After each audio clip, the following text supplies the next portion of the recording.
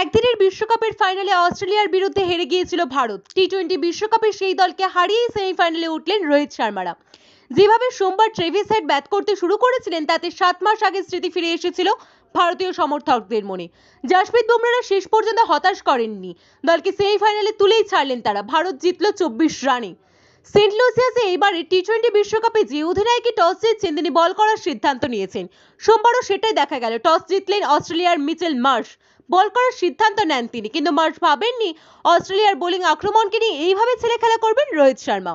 Bharat অধিনায়ককে hitman বলা হয়। অস্ট্রেলিয়ার বিরুদ্ধে তিনি আরও একবার বোঝালেন তার সেই নামকরণের সার্থকতা। কখনো পুল, কখনো লং অনের ওপর দিয়ে, আবার কখনো কভারে রোহিত খেলেন অনায়াসে। মিচেল স্টার্কের এক ওভারে শুধু বাউন্ডারি মেরে 28 রান নেন ভারত অধিনায়ক। ওই ওভারে ওঠে 29 রান। প্রথম ওভারেই রোহিতের আউটের আবেদন করেছিল অস্ট্রেলিয়া, কিন্তু ব্যাটে লেগে বল মাটিতে ছুঁয়ে ফিল্ডারের হাতে যায়, ফলে রোহিতের উইকেট পাওয়া হয়নি অস্ট্রেলিয়ার। শেষ পর্যন্ত সেই উইকেট নেন স্টার্ক, কিন্তু ততক্ষণে 41 বলে 92 রান করে ফেলেছিলেন রোহিত। মাত্র 8 রানের জন্য 100 রান হাতছাড়া হয় তার। সোমবার রোহিত 19 বলে অর্ধশত রান করেন, মোট 8টি ছক্কা এবং 7টি চার মারেন। জশ হেজলউড ছাড়া কোনো বোলারকেই রেয়াত করেননি তিনি।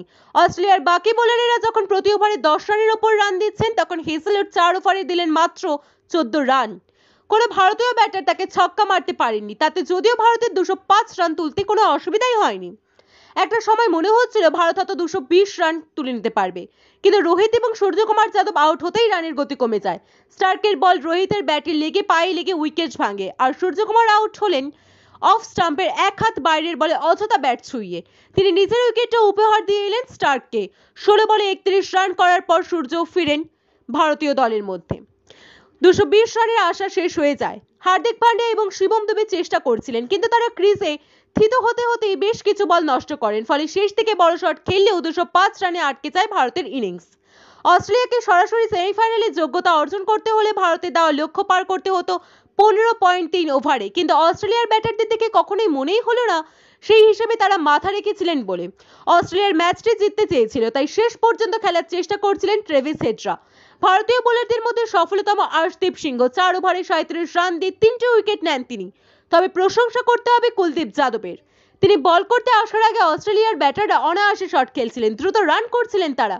সেটাই আটকে দেন কুলদীপ। বলের লাইন এবং লেন্থে বারবার বদলে ব্যাটারদের বোকা বানাচ্ছিলেন তিনি। তাতে রানের গতি কমে। গ্লেন ম্যাক্সওয়েলের উইকেট নিয়ে অস্ট্রেলিয়াকে চাপে ফেলে দেন কুলদীপ। বড় শট খেলতে গিয়ে একের পর এক উইকেট দেন একাধিক ব্যাটার। ভারতের চিন্তা রয়ে গেল বিরাট কোহলিকে নিয়ে। অস্ট্রেলিয়ার বিরুদ্ধে রানই পেলেন না তিনি। 0 রানে আউট হয়ে যান বিরাট। কোনো ম্যাচেই সেভাবে রান করতে পারছেন না তিনি। সেমিফাইনালে বিরাটের ব্যাটে থেকে রান চাইছে দল। বিরাট বড় ম্যাচে রান করতে জানেন, দল চাইবে সেমিফাইনালে ফিরুক তিনি। সমস্যা রয়েছে রবীন্দ্র জাদেজার বোলিং নিয়েও।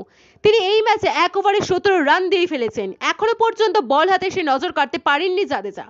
রোহিত তাকে 1 ওভারের বেশি দেননি। সোমবার হাতে বেশি রান থাকায় সমস্যা হয়নি। সেমিফাইনাল আগে এই সমস্যা কাটিয়ে উঠতে চাইছেন রোহিতেরা।